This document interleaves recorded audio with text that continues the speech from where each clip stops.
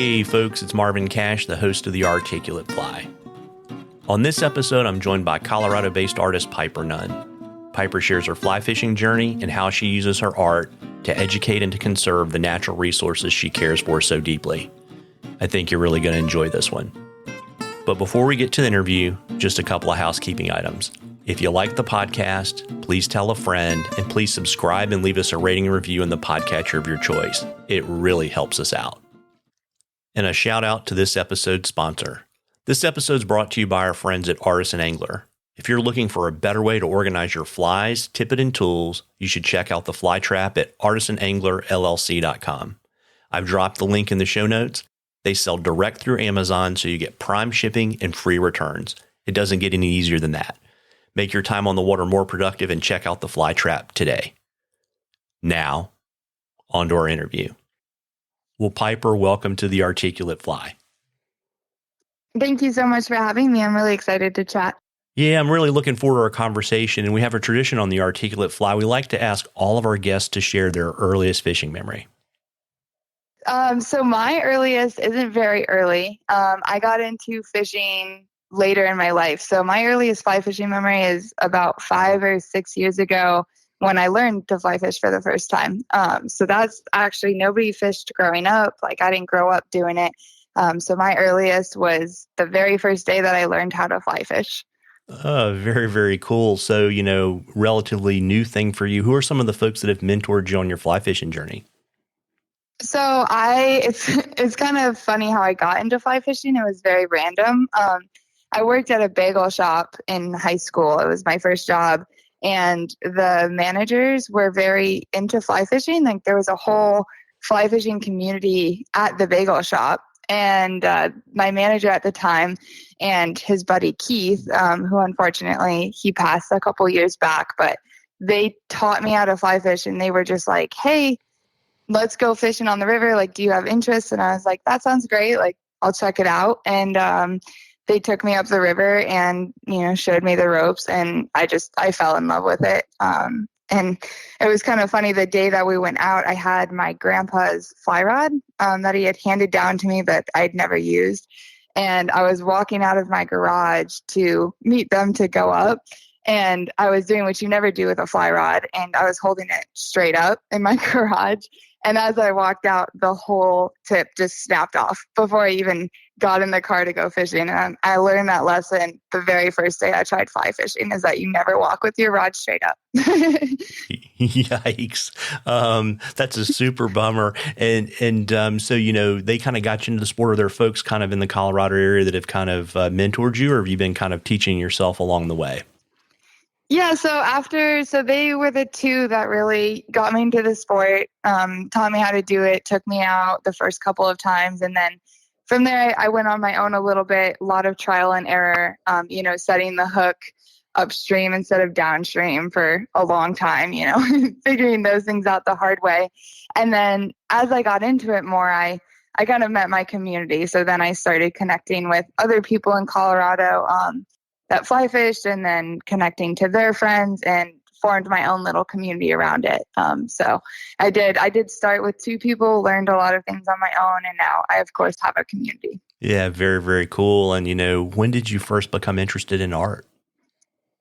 So I painted on and off as a kid, just random here and there. And then about 6 years ago, I started painting more seriously or more consistently. And I just did it for fun. I did it for me. I did a lot of nature and landscape paintings. And then right around when I started fly fishing, I started doing art more seriously, like painting multiple times a week and getting really into it. So. Very, very neat. And, same kind of question around the fishing thing. Are there people that have sort of mentored you on your artist journey as well? So I have done a lot of the art on my own. I never went to school for it or anything like that. I'm self-taught. I've had obviously all of my friends and family that have supported me along the way. So that's my biggest support. And then I had my inspirations when I started getting into fly fishing art. Of course, Derek D. Young was my biggest one. That was kind of an aha moment for me when I saw his work, and it was right when I started fly fishing. And at the same time that I kind of started doing art more, And it all kind of clicked. Like, I was like, whoa, this is really cool. Like, people, make a living doing this. Like, this is awesome. There's this whole other art world that's not like landscape and nature paintings. It's fly fishing paintings. And so that was my biggest inspiration. And then besides that, I've taught myself all that I know with my art. Very, very neat. Yeah, it's interesting. There are a lot of folks in the space they're self-taught, and it's really kind of amazing to me to think about teaching yourself all those techniques and having a distinct style. Yeah, it's definitely a lot of practice. Yeah. I'll tell you, when I first started, it was nothing like what I do now. So, but it is cool because you watch yourself you watch your style develop, and you watch yourself learn, and you watch yourself get better just by repetition, just by doing it over and over. Yeah. And so, do you kind of remember that like light bulb moment, like what you were doing when you're like, I want to make this my career? So it started, wanted to turn it into a business about 3 years ago. And it was kind of random. Like, I was doing a lot of art, and then I started doing more fly fishing focused art. And then I gave Scotty, my friend who taught me how to fly fish, a Dolly Varden painted on some wood for a Christmas gift. Like, I was like, this is really cool. He'll love it. And then I painted it, and it kind of dawned on me that I was like, this is something that other people might want, like this could be a good Christmas gift for people to buy their friends and family. So it kind of started there. And then I started painting more consistently and developing like some sort of inventory. So I started with prints and then custom work. And so I launched an online store. I started posting on my Instagram my art and was like, let's see where it takes me. And it started to develop. And then since it has, I can't imagine myself doing much else. So.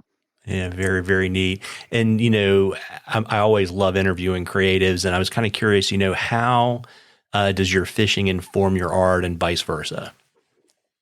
So fishing is my biggest inspiration for my art because it is so fly fishing focused. And one of the things that I really love about doing fly fishing art is that when you're out fishing and you catch a fish, you have such a brief fleeting moment to really like look at the fish, right? So you catch it and you're like, this is beautiful. And then you release it. And the art kind of allows me more time to really sit with the fish and see all of the tiny little details that I don't notice when I'm on the river. So that's what I do love about the art in the fly fishing space. And it also lets me like study fish that I haven't caught, like a golden dorado, which I would love to catch, but I've never seen. So it lets me kind of like immerse myself into the beauty of catching a golden dorado without having done it. And then, of course, fishing is my biggest inspiration. And then when I'm fishing now, I think I notice the small details more now that I do the art, right? It opens up that like small detail oriented lens for me that I don't know that I would have if I didn't paint the fish. Yeah, and I would say too, at least I know for me, I'm not an artist, but fishing is what makes me slow down. Absolutely. Yeah. And I know too from doing research for our interview that, conservation and education are really important to you. And I was kind of, curious, why and, how do they influence your art? Right. So that's something I could talk about forever. I'm very passionate about conservation and fisheries and art and how they all intertwine. So for me, I just recently completed my bachelor's degree in fisheries biology. So that's a big influence. So I started my business while I was getting my degree. So I was running the art business and getting my degree in fisheries. And I think that doing the two at the same time created this deep connection between the two for me, because I was learning about conservation and our fisheries and the issues we have in our fisheries while I was making this art. And I kind of came into this idea of, okay, like I want to use my art in a way that can inspire conservation, and how do I do that? And that's one of my biggest goals as an artist, is to create art and fund conservation along the way. And I think that happens in a couple ways. So I believe that art is a very powerful tool, whether it's painting, music, writing, any of that. It allows you to kind of inspire other people. And I think that I can use my art in a way to inspire others and connect them to the outdoors and our resources. Because as fly fishing people, we spend all day in rivers or lakes or in these beautiful spaces. So we feel so deeply connected to them that we have such a deep passion to protect them. But if you don't spend as much time in those places, you don't have that connection. So I want to use my art to kind of connect people to those spaces and like fuel the fire for them to protect them. So that's huge for me. And I also want to use my art as a way to raise funds for conservation, working with companies that, donate the proceeds, or I can, make my art into something where I donate the proceeds and all of that. I think it's just a great tool that can be used in many different ways for conservation, and there's so much freedom with it. Yeah, very, very neat. And so, do you have a preferred medium that you like to create in? So I paint in mostly acrylic, and then I paint on wood. So I paint on reclaimed pine beetle kill wood that comes from Colorado, which is really neat. And I've definitely shifted to that as my preferred medium. I got it. And, how did you get to that place? Because it sounds like that may not have always been the case. Yeah, I kind of, I've hopped around a lot, and I still like to create with different mediums because it challenges me as an artist. But I started with gouache, which is it's a more pigmented type of watercolor, essentially. So I did a lot of gouache paintings, a lot of like pen and ink design work. And then at that time, this was prior to the fish art. I was doing landscapes and stuff like that. And when I did that, I tried acrylic on canvas and I was terrible at it. I was so bad at using acrylic. I didn't know how to paint with it. So I kind of pushed myself to paint with it more. And challenge myself in that way. And then once I kind of learned how to paint with it, I definitely fell in love with doing the acrylic paint. And then I started painting on wood from the craft store like Hobby Lobby or Michael's. And I really enjoyed that because there's so much character in a piece of wood before you even put paint on it. So it already has character, and then it also has the art, and I think it's really beautiful. And then I have a friend in Fort Collins, Colorado, and he makes furniture from reclaimed pine beetle kill from the Rocky Mountains. And he harvests a lot from Rocky Mountain National Park, which is really neat. And so he and I started working together, and he started making me these beautiful pieces of reclaimed pine beetle kill. And I shifted entirely to that as my base, as my canvas. And that I just love. It paints beautifully. It looks stunning. It has these like red and blue hues from the pine beetle. And then it's also very conservation oriented because this is wood that is cut down from the forest and then it gives it a new life. So I love that part of it as well because it's very sustainable. Super neat. And so, Piper, how would you describe your style? Realistic, but very vibrant, lots of bright colors and lots of detail. I think my level of detail has a lot to do with my style. Very, very neat. And so, when you create a piece, do you make it for yourself or do you have a particular audience in mind for it? As well, so I do make them for myself. When running a business, this is kind of a weird intersection of art and business. You definitely have to think about your audience, right?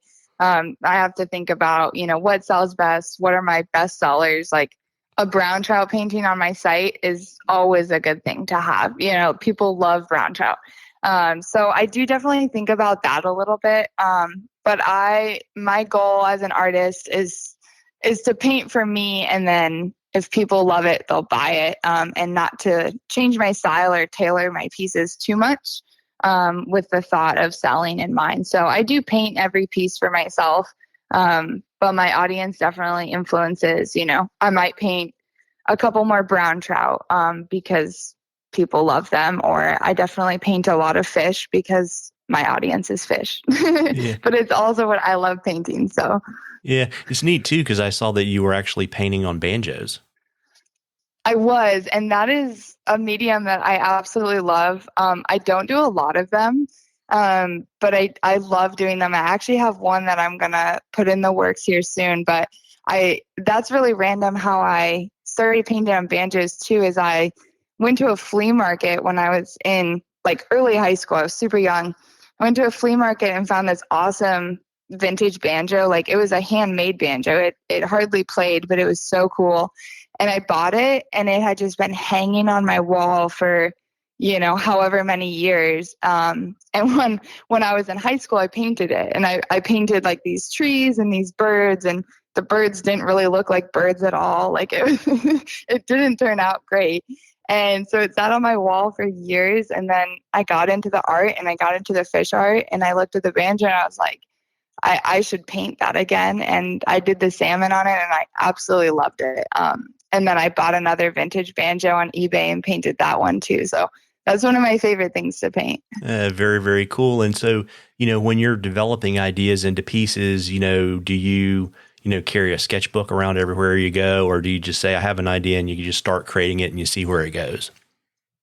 I usually just kind of start on a canvas or on my wood. I have a running list in my phone. I'll be driving around or on the river or whatever. And I'll be like, like I want to paint, a cutthroat with water drips, but an alpine lake scene in the water drips. And I'll type it out on my phone, and the idea will be in my head. And I usually just bring it to life straight on the canvas. I do occasionally sketch it out first if I'm a little unsure of like, how is this going to work with this? But I usually go from mind to canvas right away. Very neat. And so, what does your creative process look like? Do you, paint every day, or do you just say, this is a month I'm going to paint, and then you just paint like crazy? It depends how creative I'm feeling and what I'm working on. So it kind of comes in spurts. So I'll have, say 2 weeks where I'm feeling crazy inspired. I have all these ideas in my head, and I've got a painting going, and I'm just like obsessive about it. And I'll spend all day in my studio, 10 hours, 12 hours for a couple of days straight.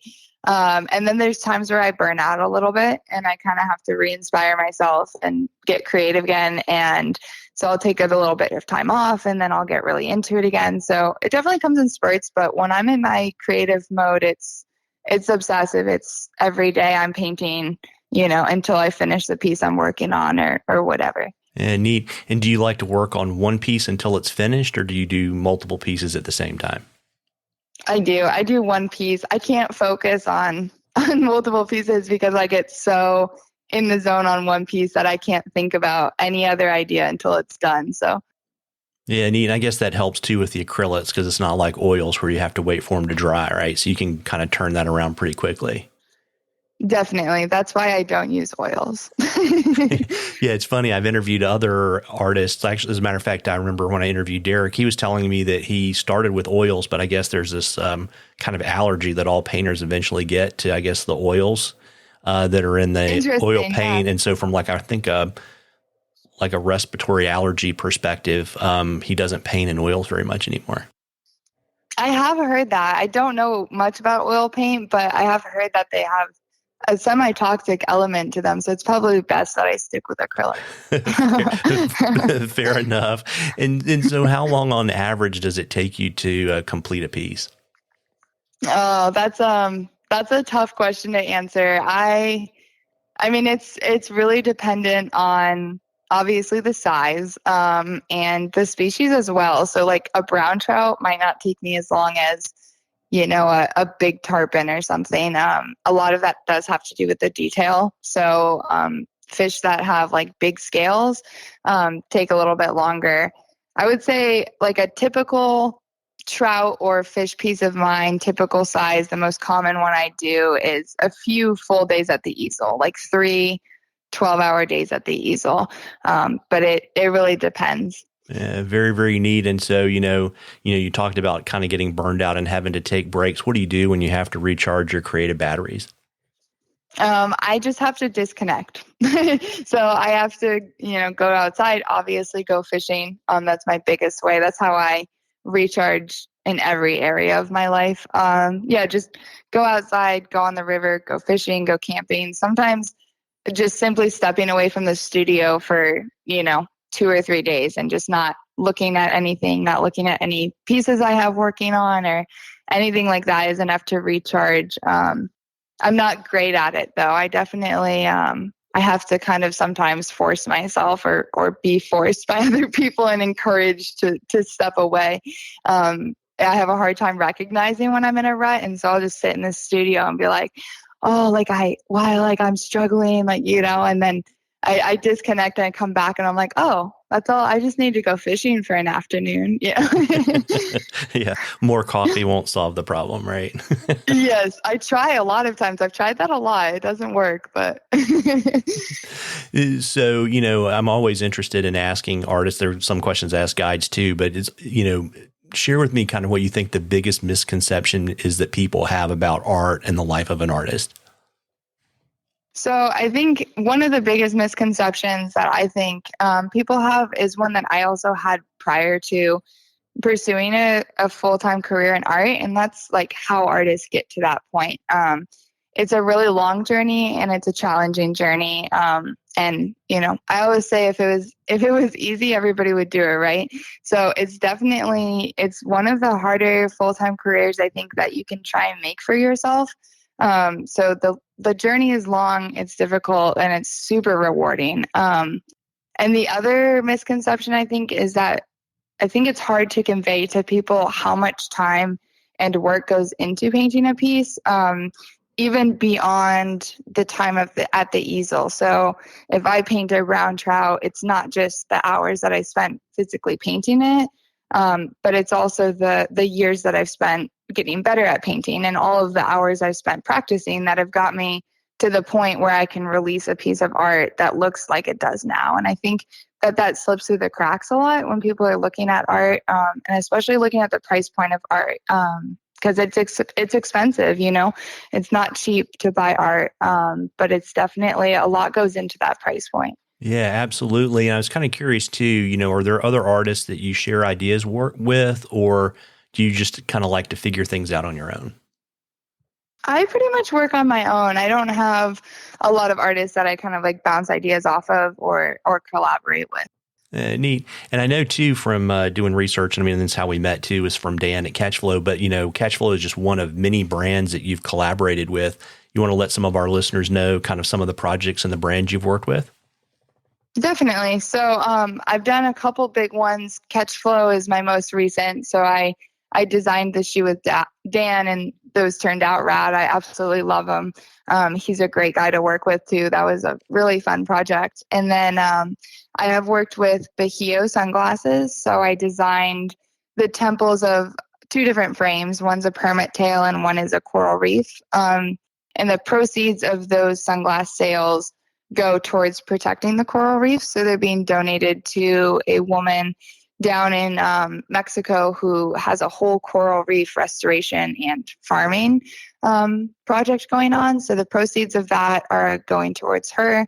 And then I have also collaborated on a t-shirt with Wise River Clothing and the Wild Steelheaders from Trout Unlimited.